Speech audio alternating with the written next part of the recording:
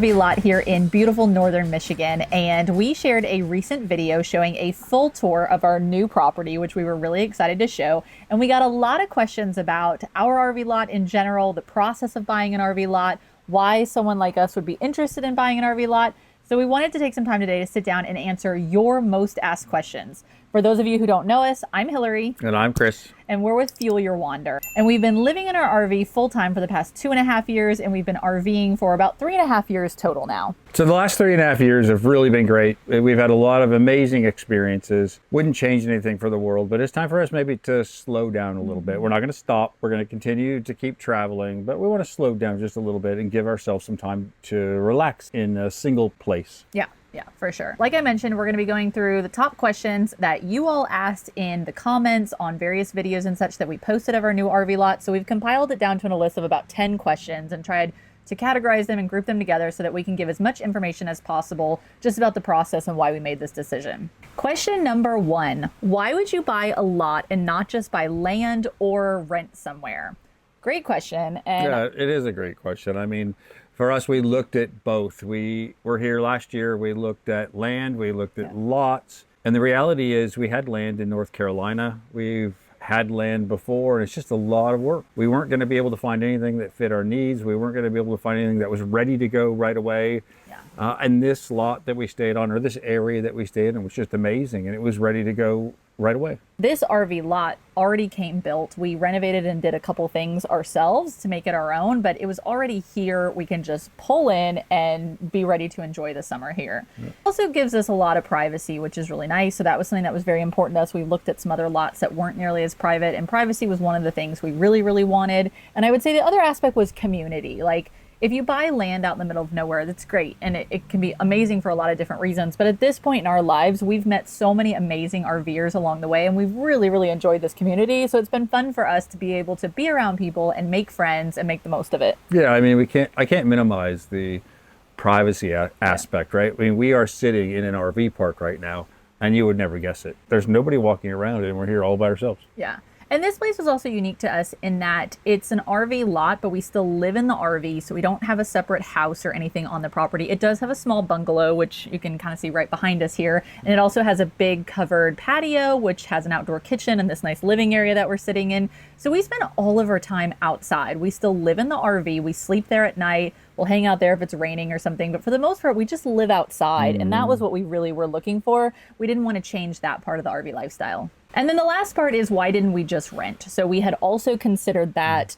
And unfortunately, a lot of the best lots that you find at these types of places are booked far, far in advance, or the owners who own them want them for the nice months. So like July and August are the biggest months here. So a lot of times it's hard to find rentals for the peak season months. And that also just goes into like, why did we want to buy an RV lot in general? And it was just, RVing is getting a little bit harder. It's getting more crowded. It's getting more expensive. It's becoming much more difficult to find availability at RV parks.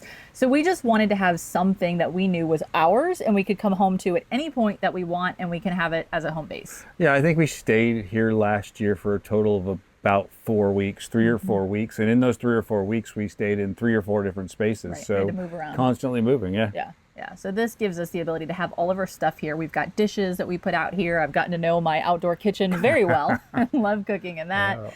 And we can do what we want here and just have that sense of feeling like it's a home base. Yeah.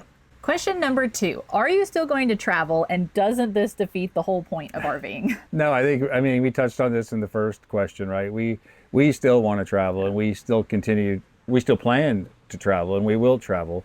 But this just gives us a little bit of stability, for lack of a better term, but just knowing that 3 months a year, we're going to have a place where we can actually stop and relax and, you know, see doctors and dentists and all the things that people take for granted, or fix things on the RV or fix things on the Jeep, which, you know, if you've watched our videos knows it happens once in a while. It happens a lot more often than you might think. Yeah.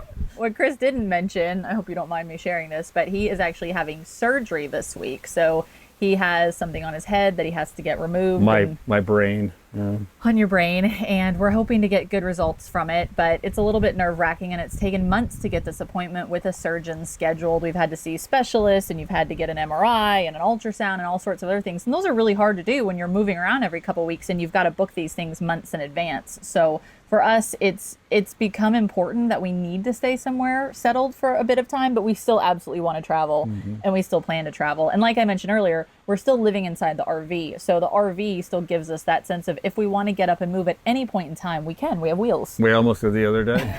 That's right. We were working on a video and we were getting the itch to want to get up and go somewhere, and we almost started her up and got going. That's right.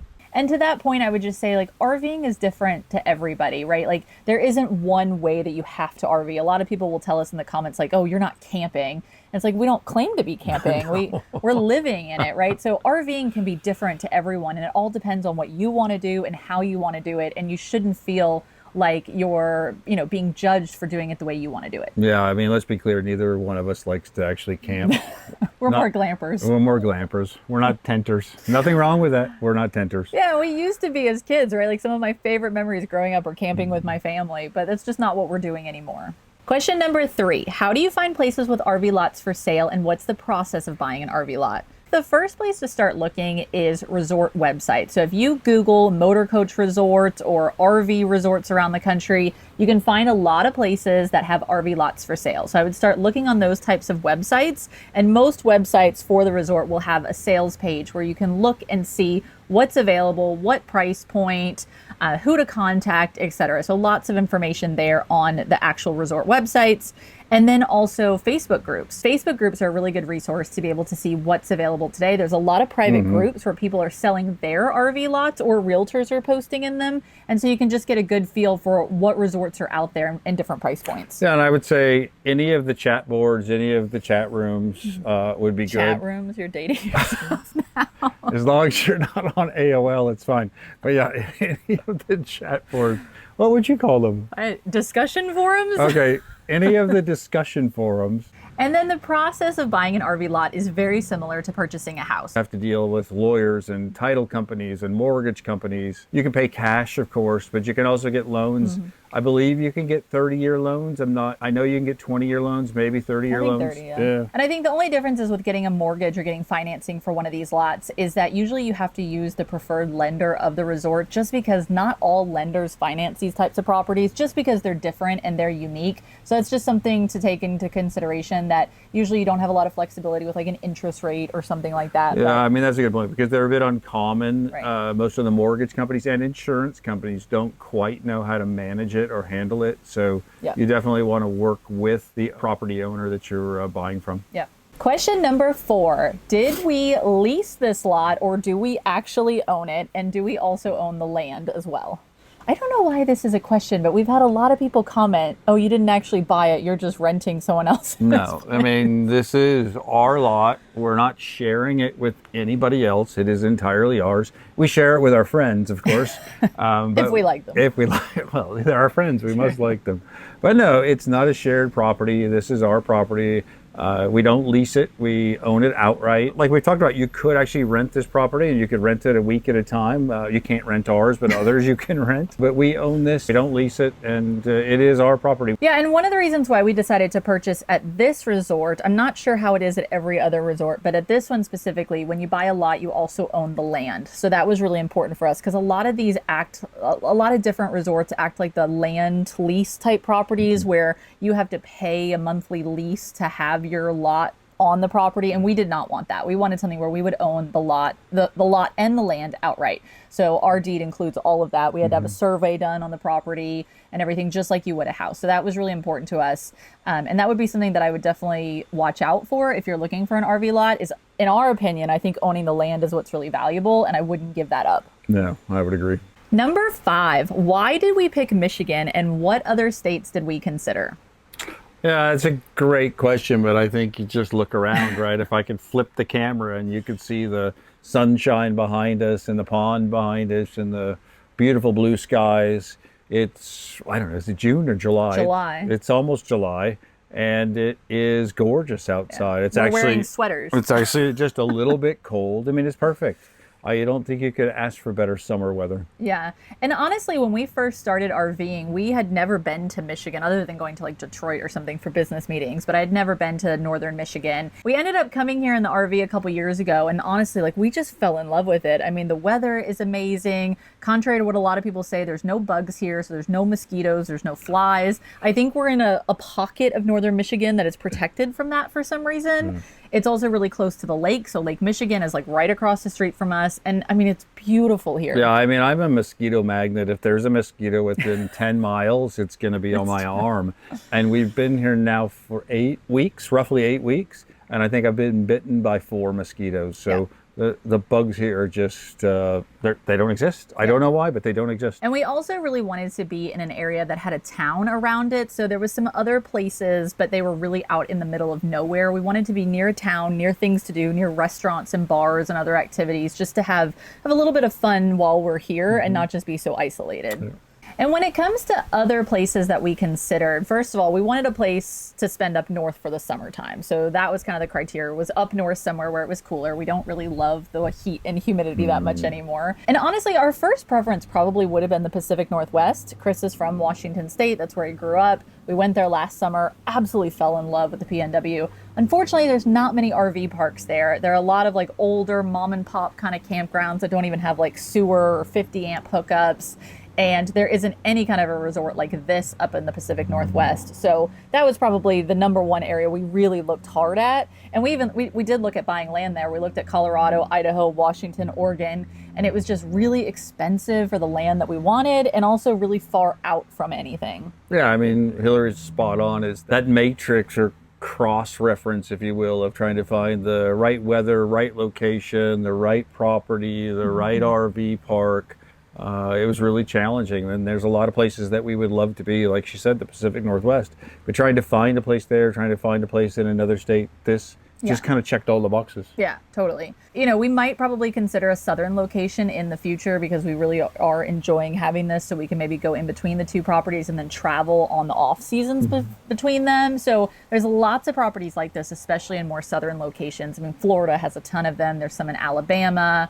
Georgia, South Carolina now. Some of our favorite ones are in Southern California. We were there last January, and Indio has some amazing RV resorts that were just absolutely beautiful. Yeah, Arizona. You know, again, like Kris mentioned, for us, what it was we were looking for that kind of perfect mix of everything: the weather, the location, the resort, the amenities, the lot itself, the size, the price, And we were focused more on the summer months than the winter months, right? So we wouldn't look somewhere south in the summer. It's just too hot. So for the summer, for us, we wanted to be somewhere that was a little bit cooler.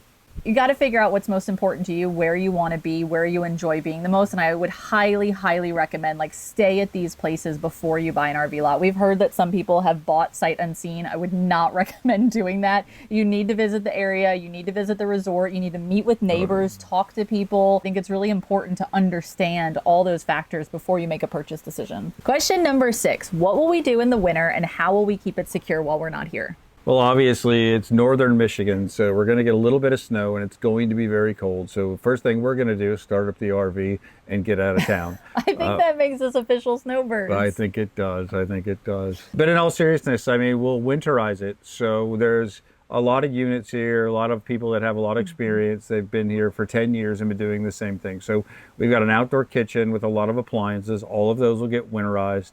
All of the water lines, ice machine, refrigerator, all of things will be winterized, and the water will be taken out of all the lines. And then we've got the bungalow. So the bungalow is heated and will remain heated at a moderate temperature throughout the entire winter. So we'll move some of the items into the bungalow itself, but most things will just stay outside. We'll tarp them up, we'll cover them up, and get them ready for winter. We've gotten a lot of questions from people about security and how do we keep it all protected. And I think the reality is everything is bolted into this kitchen. It'd be pretty hard to remove anything. This is a gated community, so there's gated access, there's security guards. We have security cameras that we installed. So we've got about 4 or 5 different cameras around that we can monitor at any time.